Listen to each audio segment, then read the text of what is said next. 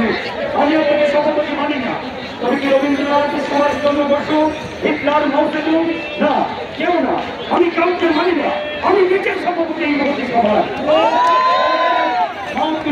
হাতে আমি যা বলবো আপনারা তাই শুনবেন। উপস্থিতি সুদীবৃন্দ, আমার সংগ্রামী ধরেরা, একজন ঘোষণা কর্মীরা ওখানে আছেন। আমি আজ আপনাদের সামনে কিছু বলতে চাই।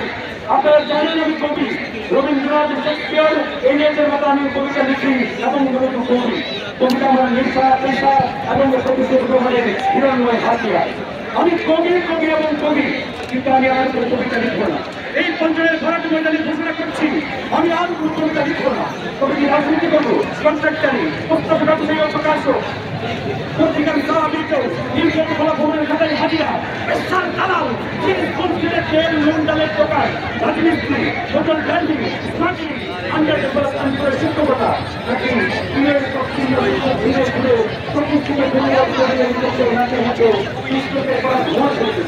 অর্থাৎ অপমান করবে। আপনারা দিয়ে ভুলে ব্যবসা করা যাবেন না। এরকম প্রতিশ্রুতি দিলে আমি ব্যবসার দালাল হতে পারি।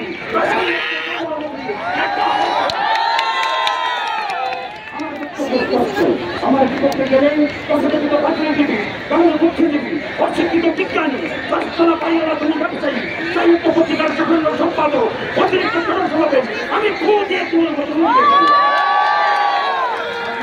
আপনার নিয়মে যেমন জনের সঙ্গে সহযোগিতা করে সেইভাবে আমার সঙ্গে সহযোগিতা করবেন। অন্যথায় আমার ক্রিয়া পাল্লির গভীর করতে আমার বলি বাংলা ভাষা আর আমার শ্রেণীকে ছাড়া এই ভাষণের ঘোড়াকে ময়দান করে নেব।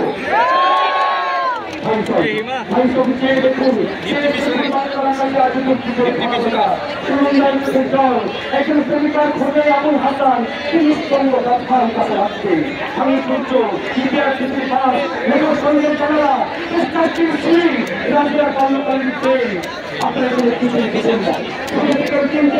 পর্যায়ের মাঠে হাততালি, জামায়াত, রক্তচারী কমিটি, ২১-এর জঘন্য সংকলন, কেন্দ্র সংস্কার কিনে নিতে চান।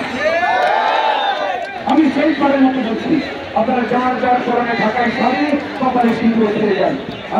আমি এখন অপকৃতস্থ পূর্ব বাংলার ভীষণ মাতাল অবস্থা একদম বড় আগুন শহর আপনাদের মাউন্টেন গান রোমান এম্পায়ারের মধ্যে উত্তেজিত এবং